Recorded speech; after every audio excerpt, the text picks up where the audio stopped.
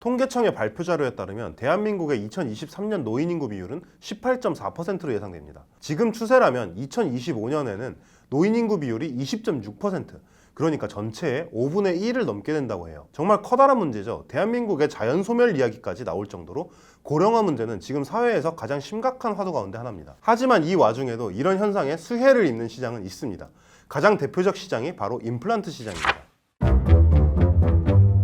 요새는 정말 나이 드신 분들 중에는 임플란트 하나 없는 분을 찾기 힘들 정도로 대중화된 시술이죠. 사실 예전에는 임플란트를 비싸서 못하는 사람도 굉장히 많았습니다. 하지만 최근에는 노인층의 경제력이 상당히 개선되고 각종 치아보험에 가입한 사람도 늘어나면서 임플란트 수요 역시 우후죽순 성장하고 있습니다. 특히 요즘에는 장년층에서도 조금씩 임플란트를 하는 사람이 늘어나고 있는 추세라고 합니다. 청장년층이 자주 사용하는 인터넷 커뮤니티에서도 임플란트를 하려면 치아보험을 어느 시점에 가입해야 하느냐, 이런 질문들이 종종 올라오곤 하더라고요. 치과 의사에게 이와 관련된 질문을 했는데 이렇게 얘기하더라고요. 임플란트 시술이 기술도 좋아지고 재료도 좋아져서 예전만큼 어려운 시술도 아니라 환자에게든 의사에게든 부담이 많이 줄었다.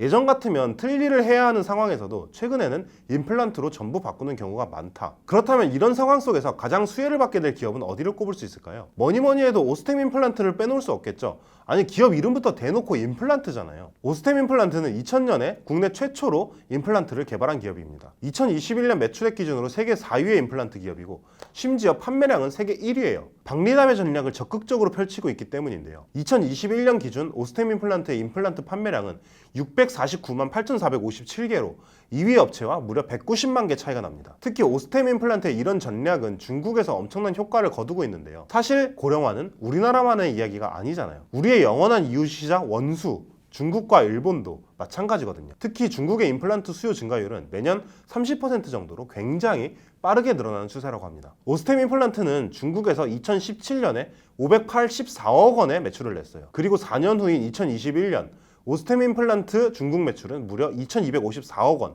4년 만에 무려 4배 가까이 성장한 거죠. 최근 중국이 물량 기반 조달 정책을 발표하면서 오스템 임플란트가 수혜 기업으로 꼽히며 주가가 급등하기도 했습니다. 물량 기반 조달 정책은 중국 정부가 국민들의 의료 접근성을 높이기 위해서 의약품을 낮은 가격으로 대량으로 조달하는 정책을 말합니다. 당연히 의약품 기업으로서는 평균 판매 가격의 하락을 불러오기 때문에 좋은 일이라고 볼 수 없죠. 아니, 방금 수혜 기업이라고 하지 않았냐고요?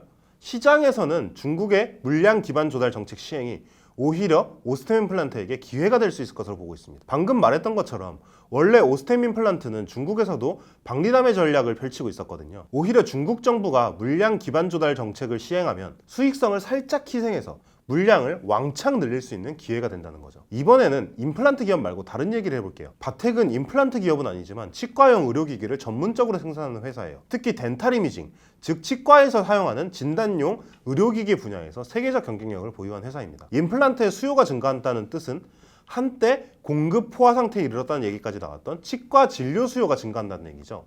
당연히 바텍에게도 기회가 될 수밖에 없습니다. 특히 바텍은 방사성 촬영 장치 분야에서 득각을 드러내고 있는데요.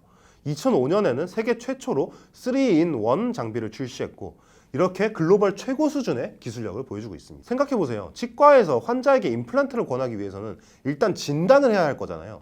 특히 임플란트 같은 고부가 가치 진료에서는 3D CBCT 장비가 필수적으로 필요하거든요. 그리고 바텍은 전 세계에서 이 3D CBCT를 가장 많이 팔고 있는 회사입니다. 앞에서 얘기한 중국의 물량 기반 조달 정책과 관련해서도 바텍은 무조건 수혜를 볼 수밖에 없습니다. 임플란트는 가격이라도 떨어지지, 임플란트를 대량으로 중국 정부가 조달한다고 하더라도 치과 진단용 기기 가격이 떨어지는 건 아니잖아요. 오히려 임플란트 가격의 하락으로 늘어나는 치과 진단 수요의 혜택을 고스란히 바텍이 볼 수 있게 되겠죠. 주식시장에 승자는 없고 패자만 즐비하던 2022년은 끝나고 개묘년의 1월도 거의 지나가고 있습니다. 지금까지 몇 번에 걸쳐서 2023년에는 과연 어떤 섹터가 유망할지, 어떤 기업은 어떤 강점이 있을지 한번 살펴봤는데요. 2022년에 고생했던 한국의 기업들도, 그리고 우리의 주식 계좌도 2023년에는 모두 토끼처럼 높게 점프할 수 있기를 바라봅니다.